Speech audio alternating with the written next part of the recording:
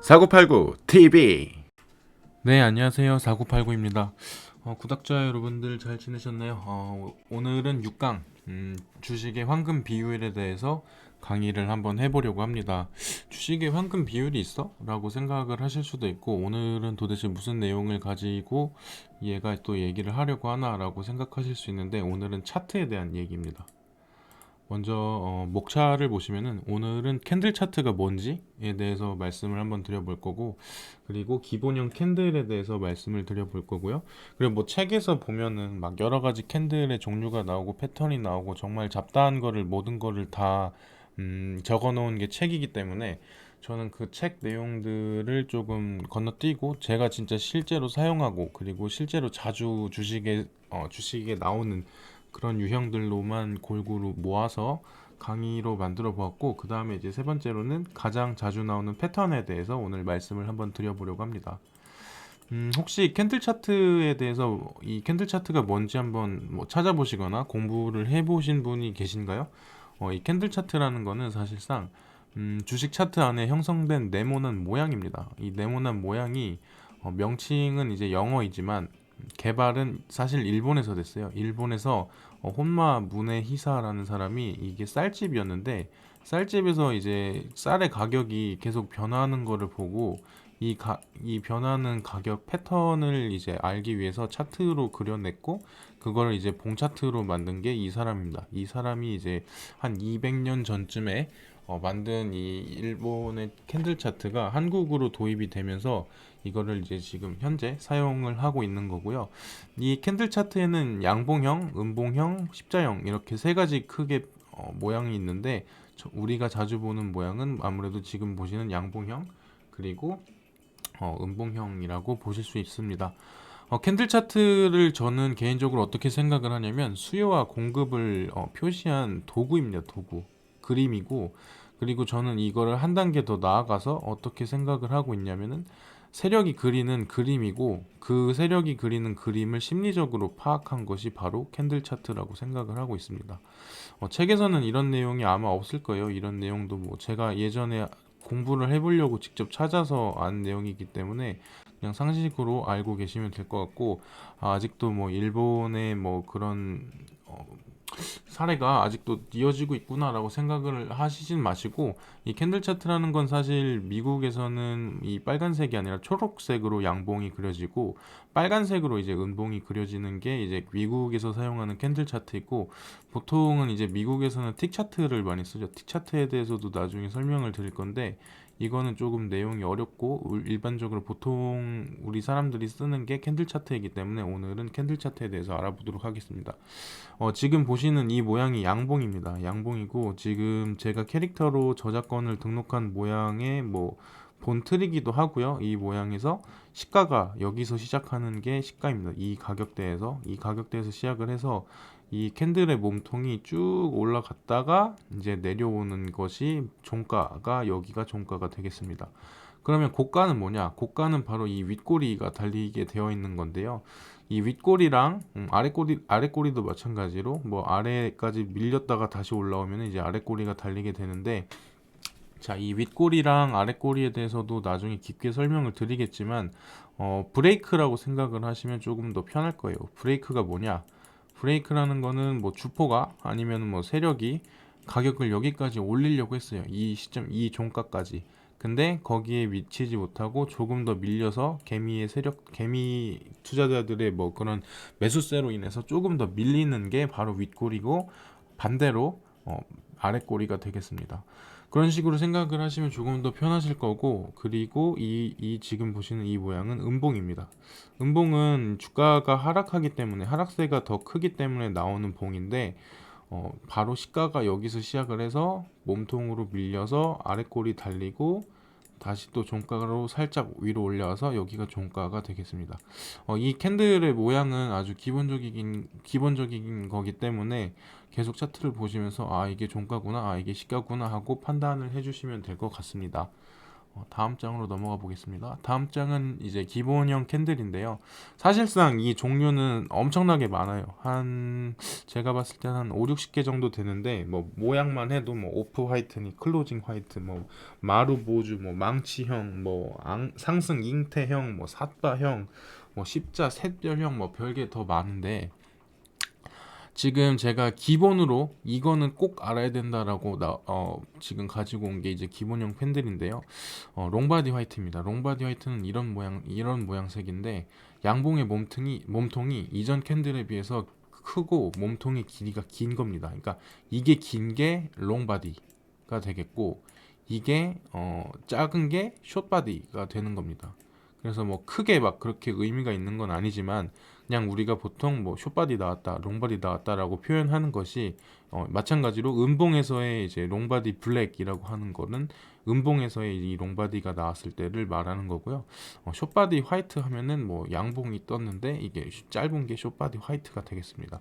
뭐 그냥 정말 기본적인 개념이에요. 양봉의 몸통이 이전의 캔들에 비해서 상당히 작다. 요게 작은 거, 요게 큰 거, 요게 긴 거, 요게 짧은 거가 이제 뭐 숏바디가 되겠고, 도지는 뭐냐면 여기서 제일 중요한 게 도지입니다. 도지. 이 도지가 별표 3개짜리인데 이 도지는 반전이에요. 반전. 이게 뭐냐면은 제가 이제 매수세랑 매도세를 그린 거를 이제 캔들이라고 말씀을 드렸잖아요.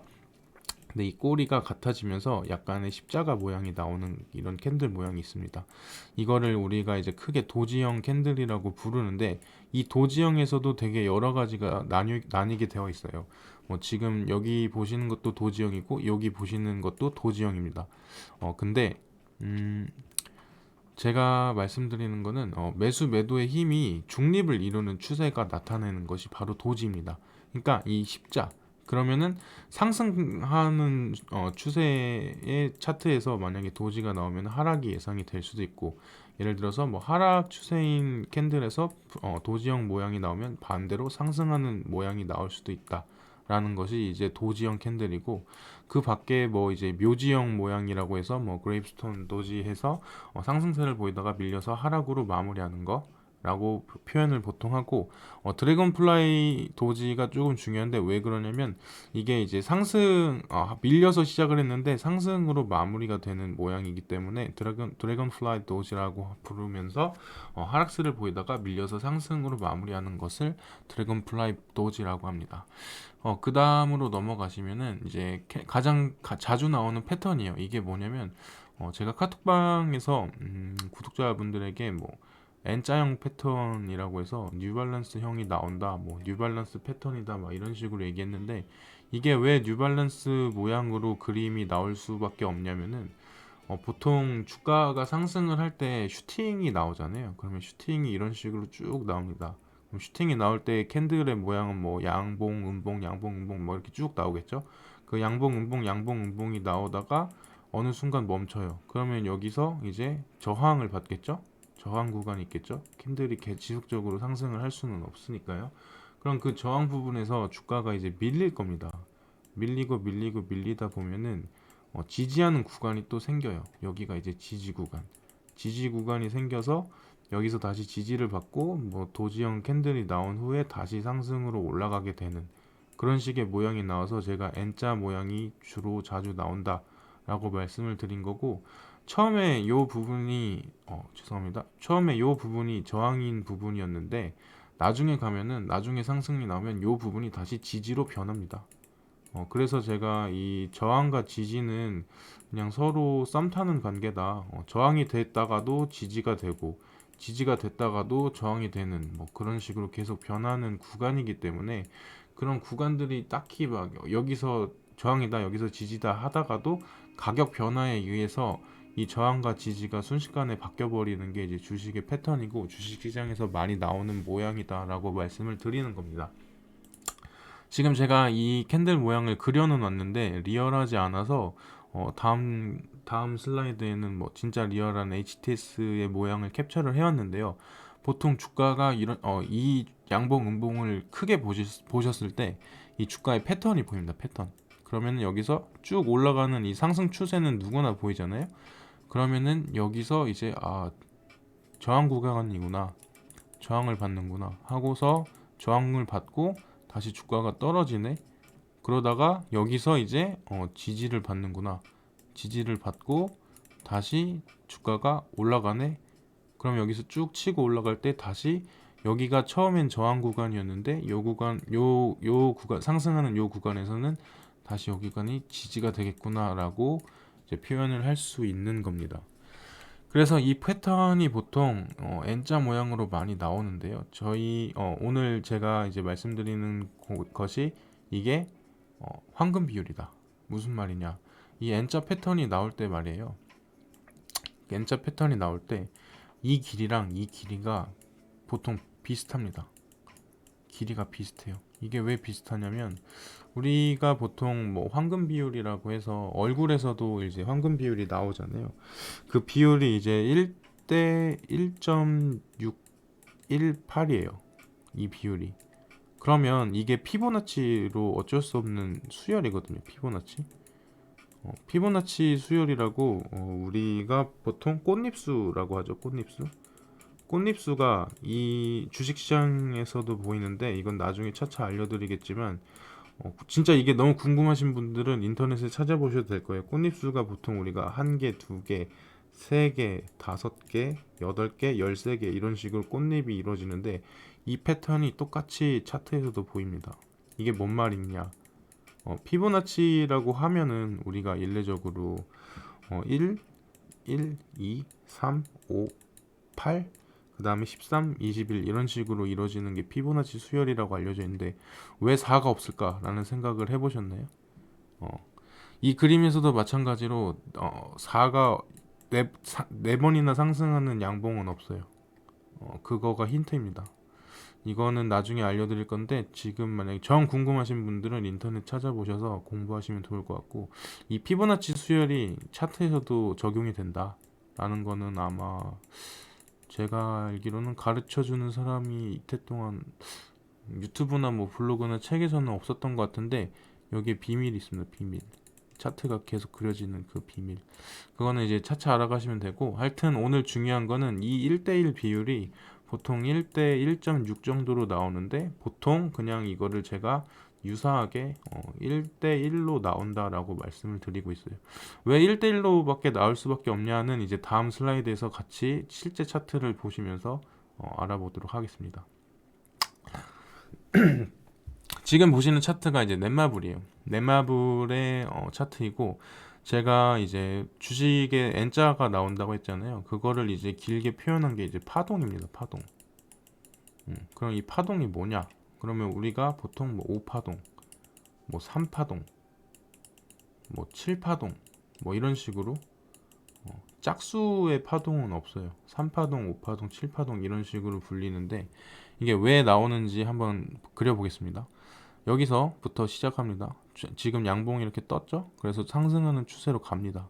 1파동입니다, 이게. 그리고 나서 이 고점에서 횡보를 합니다. 횡보를 하는 걸 수도 있고 약간 사선으로 떨어지는 추세로 보일 수도 있어요. 근데 제가 봤을 때는 약간 사선으로 떨어지면서 횡보하다가 다시 재차 상승합니다. 이때 나오는 게 뭐다? N자다. 근데 이 N자가 비율이 요 비율과 요 비율이 같다. 그러면 제가 말씀드리는 거는 요 비율과 요 비율이 같다. 그러면 이게 이제 1파동, 여기서 2파동, 여기서 3파동이 되는 겁니다. 그게 뭔 말이냐? 1파동과 3파동의 비율이 같다. 그리고 이 2파동하고도 거의 비율이 같습니다. 그게 무슨 말이냐? 이 N자를 그릴 때 이 N자가 여기가 비슷하지만 여기까지도 비슷한 경우가 나온다는 말이에요. 비율이. 그리고 나서 이게 정말 정직하게 나간 차트이기 때문에 제가 기억을 하는데 여기서도 4파동이 나왔죠. 그리고 나서 상승하는 5파동이 나왔습니다. 이 5파동도 마찬가지. 이 3파동의 비율과 5파동의 비율은 같습니다. 이런 식으로 황금 비율이 있어요. 주식에는. 자, 그러면 그 5파동이 나온 이후에는 주가가 어떻게 되었나요? N자로 또 빠지면서 죄송합니다. N자로 좀 빠지면서 지속해서 이제 하락이 나왔죠. 지지도 없고 저항도 없고 그냥 쭉 빠졌습니다. 이게 왜 이럴까요? 왜 이렇게 빠졌을까? 지지 저항도 없이. 보통 주가는 5파동까지 나옵니다. 보통. 그리고 이 5파동이 자주 나오는 패턴은 아니고 주가가 셀 때, 주가의 흐름이 셀 때 5파동까지 나오는데 7파동까지 나오는 패턴이 이번에 있었어요. 정말 이례적인 패턴이고 7파동이 나왔던 거는 이제 신풍제약이었던 걸로 제가 기억하는데 이거는 정말 이례적인 케이스고 보통 강한 종목은 이제 5파동까지 나오는데 지금 넷마블에서 확인하셨듯이 1파, 2파, 3파, 4파, 5파동까지 나오는 흐름이 보통 보여집니다. 근데 그 파동이 나올 때 흐름이 여기 비율과 여기 비율이 같고 여기 비율과 또 여기 비율이 같아서 보통 5파동까지 나온다라는 거를 알고 계시면 이게 일봉 차트인데 뭐 일봉일 때도 마찬가지고 제가 이제 1분봉을 보통 보는데 1분봉에서도 마찬가지예요. 주봉에서도 마찬가지고 어느 봉에서든지 확인할 수 있는 패턴이고 자 그러면 왜 황금 비율 1대 1.618 비율이 나오느냐라고 궁금해 하실 거예요. 이 상승을 할 때 힘이 이제 상승하는 힘이 있잖아요. 이 힘. 주가를 올리는 힘. 매수세죠. 그게. 그 매수세가 같을 수밖에 없어요. 왜냐? 이만큼 올렸으니까 횡보하다가 또 이만큼 올려야 돼. 이게 어쩔 수 없이 나오는 주식에서 나오는 이 비율이에요. 힘의 균형이죠. 힘의 균형. 쉽게 설명을 하면은 자 보시면은 내가 세력인데 내가 세력 1팀이에요. 근데 1팀이 여기까지 올렸어. 그리고 나서 2팀이 여기서 횡보할 때 샀어. 그러면 1팀은 이제 익절을 하고 나가고 새로운 세력들이 들어와서 여기까지 똑같이 올려줘요. 그러면은 여기서 같이 작업을 하던 사람도 여기서 이제 수익을 보게 되고 손해를 만약에 봤다면은 여기서 또 다시 수익을 보게 되겠죠. 그러니까 이 세력들이 물량을 넘길 때 똑같이 돈을 같이 벌어야 돼서 이 1파동과 3파동의 비율이 같습니다. 작업을 치는 이제 세력들은 혼자가 아니에요. 그들은 그룹이고 같이 이제 작업을 치기 때문에 그 물량을 서로 넘긴단 말이에요. 그럼 걔네들은 누구는 돈 2배로 벌고 누구는 돈 3배로 벌고 이 균형이 절대 안 잡힐 수가 없는데 그래서 이 균형의 비율이 똑같습니다. 이거에 대해서 한번 자기 전에 누워서 생각해 보세요. 얘가 무슨 말을 하나. 내가 세력이야. 내가 세력인데 내가 첫 번째 작전에 투입이 됐어. 그래서 올렸는데 그 다음엔 똑같이 안 올려주고 살짝 조금밖에 안 올려줬어. 그러면 이제 싸움이 날 거 아닙니까? 이 처음에 작업했던 세력팀과 두 번째로 작업했던 세력팀이. 그렇기 때문에 힘의 균형을 이룰 수밖에 없는 게 주식입니다. 오늘은 여기까지 강의를 하겠고요. 이 내용에 대해서 2번, 3번, 여러 번 들어보시면서 도대체 이게 무슨 의미인가, 왜 주가가 이렇게밖에 오를 수 없다고 얘기하는가에 대해서 조금 더 고민해 보시면은 수익에 아마 도움이 많이 되실 겁니다. 시청해 주시느라 고생 많으셨고요. 구독 한 번씩 꼭 눌러주시고 구독자분들은 말한 게 주식에 대해서 좀 궁금한 게 있다고 하시면은 댓글로 남겨주시면 제가 성심성의껏 댓글 달아드리도록 하겠습니다. 또 궁금하신 내용에 대해서 강의도 녹화할 수 있도록 뭐 이런 부분이 궁금해요, 이런 부분에 대해서 좀 찍어주세요 하시는 부분이 있으면 댓글 또 남겨주시면 감사하겠습니다. 시청해 주셔서 감사합니다.